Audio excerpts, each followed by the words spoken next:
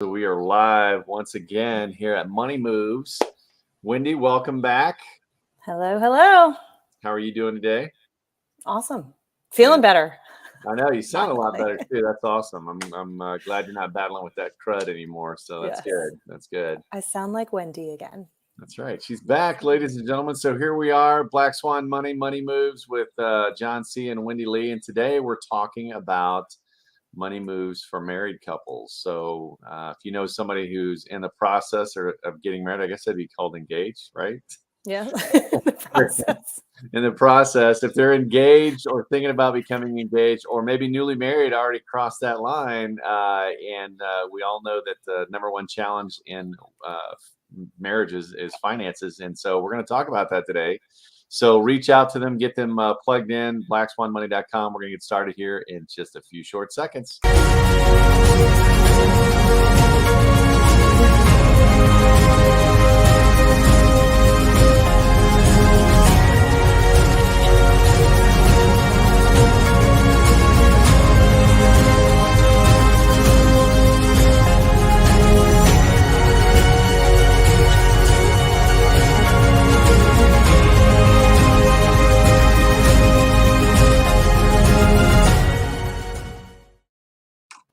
All right, we are back with another episode of Money Moves. Today is June 14th, Tuesday, actually Monday. I don't know what I'm thinking. No, it's Tuesday. It's Tuesday. It's been a good weekend. Just going to say that. So we'll just leave that there. But anyway, so yeah, we're talking about money and money moves. I don't know, that's one of the big challenges new couples go through. I mean, you're thinking about, the wedding, of course. I've heard it said that women plan their weddings their entire lives, right? Ever since they were little girls. And I think guys think about it for maybe 15 minutes and all about planning the DJ, maybe a little longer than that. I shouldn't sell the guy short. But, one of the things I think that gets overlooked, or it's just assumed that it'll work itself out, is the money. I don't know. I mean, what are your thoughts on that? Agree completely. As someone that's been married and done all the wrong things. I never prepared for the money side of things, even after,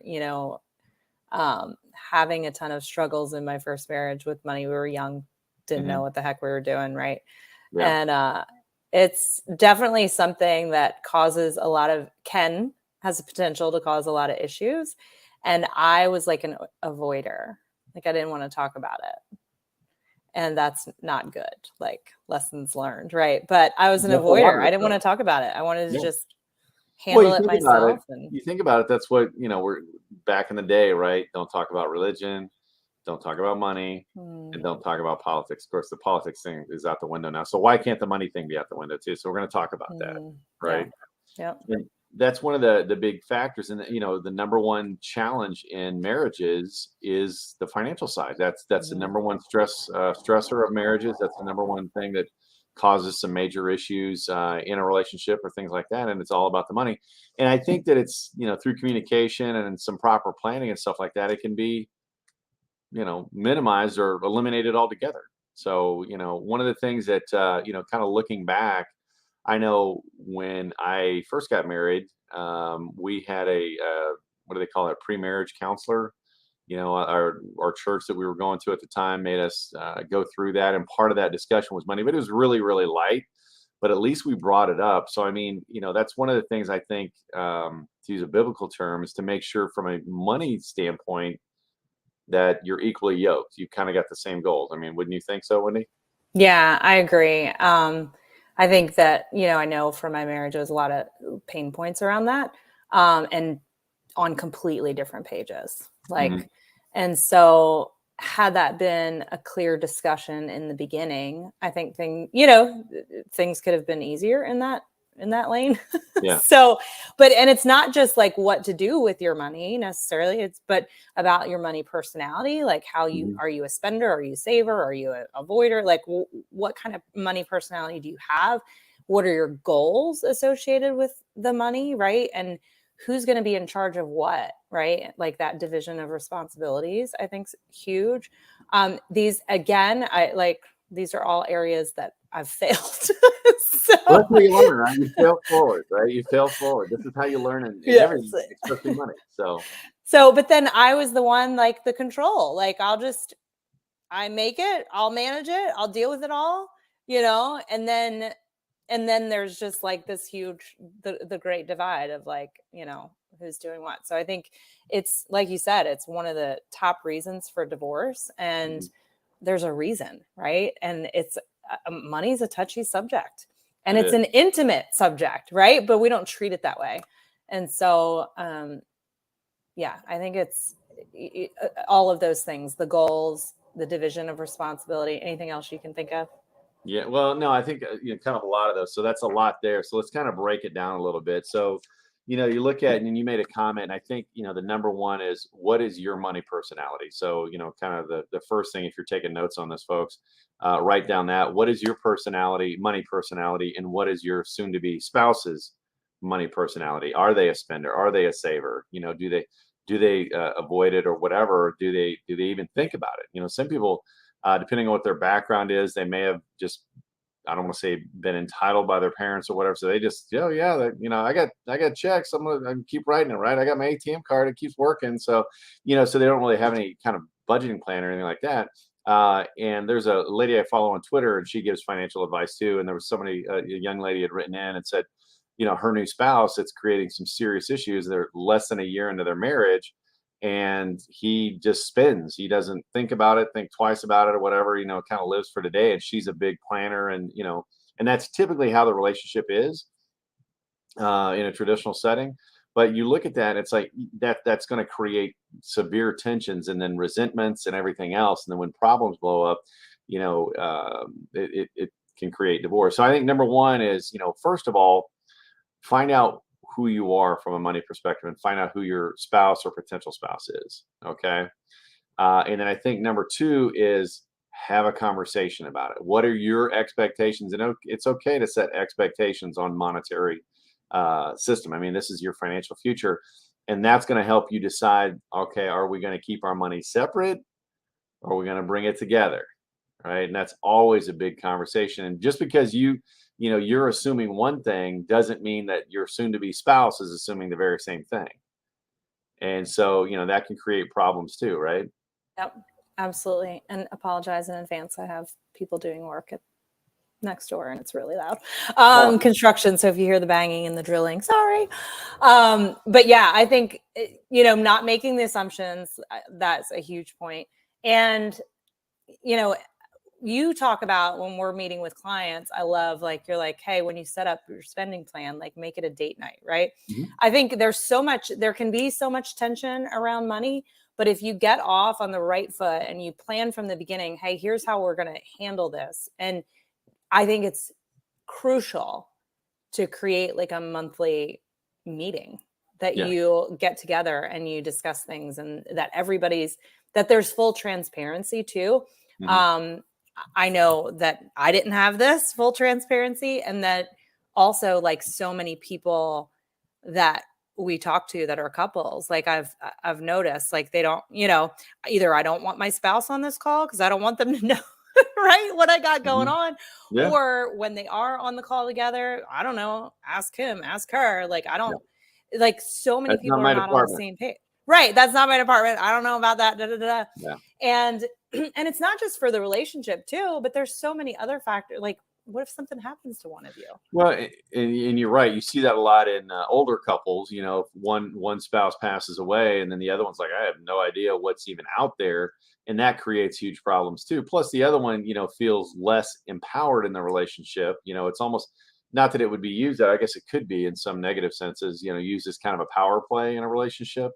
Like you made the comment, I make the money, so I kind of took care of it, then that's you typically have one spouse making more than the other. So it's okay, how do you combat that? And again, knowing what your role is, as far as knowing what your personality type is, and then dividing the roles. And like you said, once a month, I would say at least twice a month, on the 1st and 15th, however you do your bills or something like that, come together, develop a spending plan, and develop some joint goals.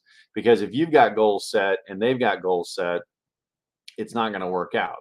And then I've seen couples where they've tried, they started off where they had separate accounts, and okay, we're just going to do our own separate things financially, which is okay, but it ends up biting you in the butt down the road. And what I mean by that is, all of a sudden you had one person saving and putting away, and the other person was, whooping it up and not really saving or anything like that. And then all of a sudden comes time to retirement. Now the spouse is looking at you going, okay, you're going to share that, right? And that Right. can create, and I've seen it. I mean, this is stuff that creates some resentment and stuff like that as well. And so it's like, that's why you've got to be equally yoked. You've got to set some joint goals. You've got to have, constant communication about your finances. And then once you find it, or figure out a way to work together and understand that, okay, my spouse is kind of a spender, and I'm okay with that. I'm going to love them in spite of that, but be okay with that, deep down deep, right? Mhm. Well, Uh, and create a plan for the spending, yeah. right? Like incorporate it into what you create, right? Yeah. Into your spending plan. Yeah, the spending plan, have Yeah. some fun money out there. Yeah. If you're setting some, if you went out and bought a car without saying anything to your spouse, are probably going to be a little upset about it. Mhm. But it shouldn't be if you go out and, go out and hang out, play around a golf or whatever, 50, $100, and that shouldn't upset them. So you need to budget that fun money in there, right? And that way Mhm. you still have autonomy, but also, you still got your adherence, if you will, Mhm. to the family spending plan. Yeah. So that's kind of the big one too, and that also carries over to credit too. Just because we're not just talking about wealth and building money, we're talking about spending money as well. And are they eating out every day? At lunch at work while you're brown bagging it every day. That's a little unequally yoked, right? So ask those questions, and again, if you're okay with it, then you're okay with it. But Mhm. be okay with it. Don't just say you're okay with it. But going into credit, and understanding, that was one of the big challenges, kind of be transparent, on my life. Out of the gate, it was like, oh, I don't want to deal with that. You deal with that, and I'm just gonna. Well, what I found out was the credit cards are due on a certain day, but they don't really count as late unless they're 30 days late. And so my approach, my assumption was that, hey, they're due on the 15th, they're paid on the 10th at the latest on that due Right. date, right? And that wasn't necessarily the case. It was, oh, well, no, they got paid $35 late charge later, and so that created some tension, right? Early on in my relationship. And so that was one of the things that, okay, I had to work out and things like that. Plus, I'm kind of a saver, and I wanted to make sure that we were stacking cash and things like that and debt free. And originally that wasn't the case when we first got started because we didn't talk about this stuff. Like I said, we had maybe a 15-minute conversation, and you can kind of ignore it when you're young and no kids and double income and all that stuff, but that changes rapidly. So Yes. what would you like to add on that? I remember when I first started dating, and my I don't even know. Anyway, I was in a relationship and I saw a pile of bills and I was like, why are there so many bills sitting here?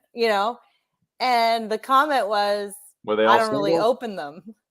Oh, bills. Like, I thought you meant dollar Bill. bills, Oh, not dollar bills. Like like like credit card statements. bills. Yeah. Yeah, Okay. credit card statements. I don't really open them. Right. And I was just like, oh, well, like you probably should. Right. But then ignored that. So I would say also like having those conversations because I didn't want to cross a line and ask a question and like offend anyone. Yeah. Right. And so it's having those conversations and not being afraid of it, being Yeah. confident in it. And then I was listening to this book called Breadwinner, and it was kind of talking about how more and more women are making money these days that, back 50 years ago, Yep. we weren't as much, right? Yep. But now it's becoming even common for a woman to make more than her spouse Mm-hmm. and or as much as. And but it's also requires a lot more conversation and communication around what are the roles, like we said in the beginning, what are the roles, like who's in charge of paying the bills, who's are we coming together on the budget and talking through that each month, how are we tracking the budget, there's all these things that we if we set up savings, is it in both of our accounts, do we each have our own, all of those are conversations to have. And then also knowing too, I think it's important, and maybe this is, I don't know, some people might be uncomfortable, but being prepared for if that person's no longer in your life. Like what happens if you want to leave or if your spouse leaves, are you going to be okay? So setting up, and just thinking like anything can happen, right? And Mm-hmm. it's like it's kind of like we talk about with life insurance, you don't want to think about the worst, Yeah. but you have to prepare for it. Yeah. And so I think it's the same with moving into a marriage and No, it talking about definitely is. money. It definitely, you've got to have that conversation. Here's the thing, and look at it like this: if you're going to get intimate with somebody, whatever that is to you, or not you, Mhm. but you, the viewer, right? If you're going to get intimate with somebody, you should be okay with getting intimate about talking about Yeah, money too. absolutely. That's just point blank, right? Because if you don't, it's going to create major, major havoc down the road. Mhm. And it's so much easier to adjust when you're planning ahead as opposed to trying to unwind something, right? And Absolutely. so that's one of the things. And we're having an event in 48 hours and 2 nights, right? Yeah. Today's Tuesday. Thursday, we're having an event at 8:30 Eastern on money moves for married couples, and that doesn't mean necessarily young newlyweds. I mean, there are a lot of people out there that have been, already had a marriage and then divorced, and now they're marrying for a second or more time, right, with a new person. And how does that all come? Because that's a whole different set of Mhm. conversations that you need to have, especially if you've got kids from the other relationship and want to protect that and this, that, or the other. So there's a lot of different moving parts there. But again, looking at money being the number one challenges in marriages, you've got to have the ability to have that conversation. And what are you looking for? So that's what we're going to talk about at that event. But going back to kind of the topics, number one is figure out who you are. Number two is have a conversation with the other person, an open, honest, direct conversation. And number three is to assess who they are and then start dividing the roles. And then four is continue that communication, not only up to getting married, but on through and continuing it, and make that an active part of your conversation about life in general, so you can actually start building wealth together. Okay. It's not just about paying the bills, it's about actually building a future, building an empire, if you will, together. Does that make sense? Am I talking out of school here? Yeah, no, I love it. I think So these are great tips. And these are things, you guys, like I wish when I was 24 years old that I learned, right? And that I thought about. And yep. my favorite part of this whole conversation is that money is an intimate topic, Yeah. right? And it's Yep. a huge part of a relationship. Yep, exactly. So we're going to kind of leave it at that. We're up a little past 15 minutes. So again, the link to the event down below, right? So click it, register. We've got plenty of seating available. It's a Zoom event, so it's not like you got to go somewhere. So from the comfort of your own home. And here's the thing: get your soon-to-be significant other on there as well, or newly significant on there as well, because this is part of the conversation. It's again learning together and take that risk of having arguments and stuff about the money. Not that it's going to guaranteed you won't ever argue about it, but this is going to alleviate a lot of it. It's all about the communication, right? And money is no different on that as well. So also click that little subscribe button down below and share us with friends. But hope to see you on Thursday. And Wendy, as always, have a great night, and everybody have a great day, and make your money moves for you and your family. Again, Black Swan Money. Watch, learn, subscribe, and share. So everybody have a great day. We'll see you next week.